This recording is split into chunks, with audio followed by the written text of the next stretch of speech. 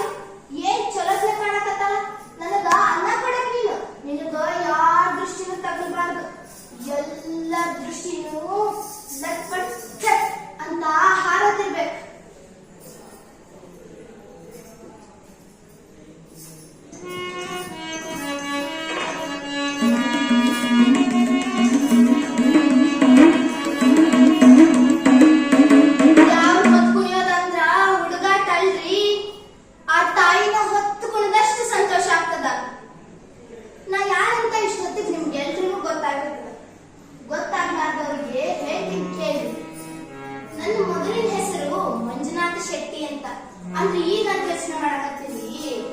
ಈಗ ಮಾತಾ ಮಂಜಮ್ಮ ಜೋಗತಿ, ಈ ಮಾತಾ ಮಂಜಮ್ಮ ಜೋಗತಿಯಾಗ ಹಾದಿ ಅಷ್ಟು ಸುಲಭದಿರಲಿಲ್ಲ. ಅದೆಲ್ಲ ಈಗ ಯಾಕ? ನಾನು ಬಳ್ಳಾರಿ ಜಿಲ್ಲೆ ಕಲ್ಗಂಬ ಗ್ರಾಮದಾಗದೇನಿ. ನಾ 1ನೇ ತರಗತಿ ಇರ್ತಾ ನಮ್ಮ ಅಪ್ಪಾಗ ಕುಕ್ವಾಡ ಫ್ಯಾಕ್ಟ್ರಿ ವರ್ಗಾವಣೆ ಆಯ್ತು. ಅಲ್ಲೇ ನಾನು 1ನೇ ತರಗತಿಗೆ ಶುರು ಆಯ್ತು.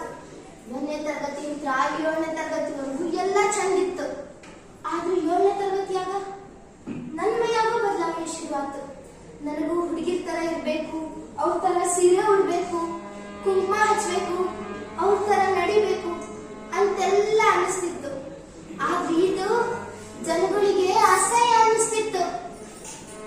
ಅವರು ಮಾತಾಡ್ತಿದ್ರು, ಮಂಜು ಹೆಂಗಸ್ಕತೆ ಆಡ್ತಾನಂತ, ಅವನ್ ಮೈಯಾಗ ಹುಲಿಗೆ ಬಂದಾಳಂತಂತ. ಇದನ್ ಬಿಡಿಸ್ಬೇಕಂತ ಮನೆಯವರು ಹೊಡಿತಿದ್ರು ಬೆಳಿತಿದ್ರು. ಆದ್ರೆ ಯಾವುದು ಪ್ರಯೋಜನಕ್ಕೆ ಬರ್ಲಿಲ್ಲ ಅಂತ ಹೇಳಿ ಒಂದಿನ ಹುಡುಗಿ ಕರ್ಕೊಂಡು ಹೋದ್ರು. ಮುತ್ತು ಕಟ್ಸಿ ಜೊತೆ ದೀಕ್ಷೆಯನ್ನು ಕೊಡ್ಸಿದ್ರು. ಆಮೇಲೆ ನನ್ ಯಾರು ಮಾತಾಡ್ಸಿಲ್ಲ. ನಾನ್ ಏನ್ ಮಾಡಿದ್ರು ತಪ್ಪ ನನ್ ಕಾಣ್ತಿದ್ರು. ಒಳಗೆ ಹಾಕಿರ್ತಿ, ಹೊರಗೆ ಹೋದ್ರು ಹೊರಗೆ ಹಾಕೋತಿ. ಹೆಣ್ಮಕ್ಳ ಹತ್ರ ಮಾತಾಡಿದ್ರೆ ನೀ ಯಾಕೆ ಅವ್ರ ಹತ್ರ ಮಾತಾಡ್ತಿ, ಗಂಡ್ ಮಕ್ಳ ಹತ್ರ ಮಾತಾಡಿದ್ರೆ ಅವ್ರ ಹಂತಕ್ಕೆ ನಿಂದೇನ್ ಮಾತು ಅಂತೆಲ್ಲ ಪ್ರಶ್ನೆ ಮಾಡ್ತಿದ್ರು. ಇದನ್ನ ನೆನ್ಸ್ಕೊಂಡು ನನಗೂ ಅನ್ನಿಸ್ತಿತ್ತು, ನಾನು ಸಮುದ್ರಗಳ ಗಿಡ ಇದ್ದಂಗ, ನನ್ನ ನೆರಳಿಗೆ ಯಾರು ಬರೋದಿಲ್ಲ ಅಂತ ಹೇಳಿ ಸಾಯ್ಬೇಕಂತ ತೀರ್ಮಾನ ಮಾಡಿದೆ.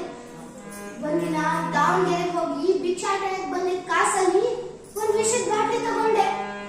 ಕುಕ್ವಾಡ ಫ್ಯಾಕ್ಟ್ರಿ ಹಿಂದೆ ಹೋಗಿ ಗಟ್ಟಿ ಮನ್ಸ್ ಮಾಡಿ ವಿಷಾನ ಕುಡ್ದೆ. ಸಾಯ್ತೀನಿ ಏನ್ ಕೊಟ್ಟಿದ್ದೆ. ಆದ್ರ ನನ್ನ ತಾಯಿ ಹುಲ್ಗೆ ಒಂದಂದಾಗ ಏನಿತ್ತೋ ಕಾಣೆ ಕಣ್ ಬಿಟ್ಟಾಗ ಆಸ್ಪತ್ರೆಯಾಗಿದ್ದೆ. ನನ್ ಜೊತೆಗೆ ಯಾರು ಇರ್ಲಿಲ್ಲ. ಅಲ್ಲಿಂದ ಮನೆಗೆ ಹೋದೆ. ಮನ್ಯಾಗ ಸ್ಮಶಾನ ಮೌನ ಆವರಿಸಿತ್ತು. ಯಾರು ಮಾತಾಡ್ಲಿಲ್ಲ. ಸಂಜೆಗೆ ಮನೆ ಮುಂದ್ ಭಜನೆ ಹಚ್ಚಿತ್ತು. ಶೆಟ್ರು ಬಂದಿದ್ರು. ಅಪ್ಪ ಬಂದು ಹೇಳಿದ್ರು, ಶೆಟ್ರೆ ಮಾತಾಡ್ಬೇಕಂತ. ಅವರು ಏನ್ ಹೇಳ್ರಿ ಅಂದ್ರು. ಅಪ್ಪ ಅಂದ್ರು, ನಮಗಿಷ್ಟೆಲ್ಲಾ ಕಷ್ಟ ಇದ್ರು ಇವನಿಗೆ ಮುತ್ತು ಕಟ್ಸಿ ಜೋಗ್ತಿ ದೀಕ್ಷೆ ಕೊಡ್ಸಿದ್ವಿ. ಆದ್ರೆ ಇವ ವಿಷ ಕುಡಿದ್ ನಮ್ಮ ಮರ್ಯಾದೆ ತಪ್ಪ. ಇವ ನಮ್ಮ ಮನೆಯಾಗಿರೋ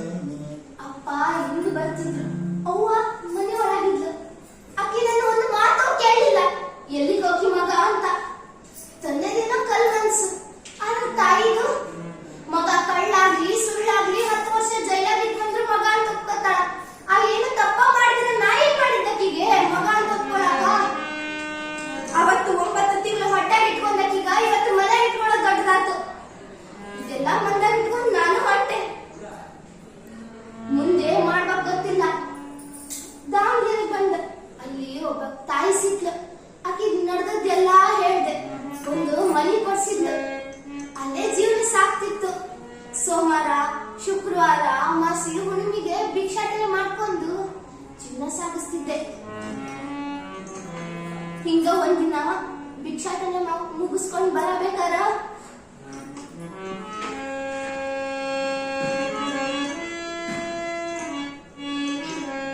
ನಾಲ್ಕು ಜನ ಹುಡುಗರ ಕೈಯಾಗ ಸಿಕ್ಕಿ ಅವತ್ತು ದಾವಣಗೆರೆ ಹೈಸ್ಕೂಲ್ ಫೀಲ್ಡ್ ಅಲ್ಲಿ ಫುಟ್ಬಾಲ್ ತರ ಚೆಂಡಾಡಿದ್ರು. ಮೈ ಮೇಲಿರೋ ಬಟ್ಟೆ ಕಿತ್ರು, ಕಚ್ಚಿದ್ರು, ಚಿಗುರಿದ್ರು, ಏನೆಲ್ಲಾ ಚಿತ್ರಹಿಂಸೆ ಕೊಟ್ರು. ಆದ್ರೆ ನಂದನಿ ಯಾರಿಗೂ ಕೇಳಲಿಲ್ಲ. ಅವ್ರು ಕುಡಿದ ನಶೆದಾಗ ನನ್ ಗಂಡೋ ಹೆಣ್ಣೋ ಅಂತಾನು ನೋಡ್ತಿರ್ಲಿ ಚೆಂಡಾಡ್ಬಿಟ್ರು. ಚೆಂಡಾಡಿ ಕೈ ಬಿಟ್ರು. ಮುಂದೆ ಏನ್ ಮಾಡ್ಬೇಕು ಗೊತ್ತಿಲ್ಲ. ಅಲ್ಲಿಂದ ಮನೆಗ್ ಬಂದು ದಿಂಬಿಗೆ ತಲೆ ಕೊಟ್ಟು ನಿದ್ದೆ ಬರ್ಲಿಲ್ಲ. ರೈಲ್ವೆ ಶಬ್ದ ಕೇಳಾಕ್ ಹಿಡಿತು. ತಲೆ ಬಂದಿದ್ದ ಯೋಚನೆ ಇಷ್ಟೇ, ಅವತ್ತು ವಿಷ ಕುಡ್ದು ಬದುಕಿನಿ, ಇವತ್ತು ರೈಲ್ವೆ ಒಳಗೆ ತಲೆ ಕೊಟ್ಟನಂದ್ರೆ ತುಂಡು ತುಂಡು ಆಗೋಕೇನಿ. ಬದುಕ್ಸೋರಲ್ಲ, ಗುರುತಿಸೋರು ಯಾರು ಗತಿ ಇರೋದಿಲ್ಲ ಅನ್ಸ್ತು. ಆದ್ರೂ ಮನ್ಸಿಗೆ ಏನ್ ಬಂತೋ ಗೊತ್ತಿಲ್ಲ. ಸಾಯೋದ್ ಬೇಡ ಅಂತ ತೀರ್ಮಾನ ಮಾಡಿ ಮಲಗಿದೆ. ಅವತ್ತಿಂದ ಇವತ್ತವರೆಗೂ ಸಾಯೋ ಪ್ರಯತ್ನನೇ ಮಾಡಿಲ್ಲ. ಆಮೇಲೆ ಭಿಕ್ಷೆ ಬೇಡ ಕೈಗೆ ಶಕ್ತಿ ಬಂತು. ಚೌಡ್ಕಿ ತಾರಕ ಕೆರಿಸ್ತು. ಇದನ್ನ ಕಲಿ ಆತು. ಆಮೇಲೆ ಇದು ಬಂತು ನೋಡಿ ಪದ್ಮಶ್ರೀ. ಇದು ಬಂದ್ಮೇಲ ನನ್ನ ಇದನ್ನ ಬ್ಯಾಡ. ಅವತ್ತು ಅವಮಾನ ಮಾಡ್ದಾರಲ್ಲ ಇವತ್ತು ಸನ್ಮಾನ ಮಾಡ್ತಾರ. ಅವತ್ತು ಚಕ್ಕ ಚಕ್ಕ ಅಂದಾರಲ್ಲ ಇವತ್ತು ಅಕ್ಕ ಅಂತಾರ. ಅದಕ್ಕ ನನ್ನ ಮನೆ ಹೆಸರು ಪದ್ಮಶ್ರೀ ಅಂತ ಇಟ್ಟೇನೆ. ಆದ್ರೆ ನನ್ನಂತವ್ರು ಎಲ್ಲರೂ ಬಾಳು ಹಿಂಗಿರಂಗಿಲ್ಲ.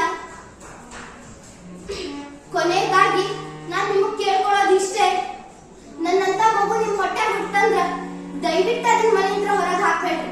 ಅದಕ್ಕ ವಿದ್ಯೆ ಕೊಟ್ಟು ಸಂಸ್ಕಾರ ಕಲಿಸ್ರಿ, ಕಲೆಗೆ ಬೆಲೆ ಕೊಡ್ರಿ. ಆ ನನ್ ತಾಯಿ ಹುಯ್ಯವ್ವ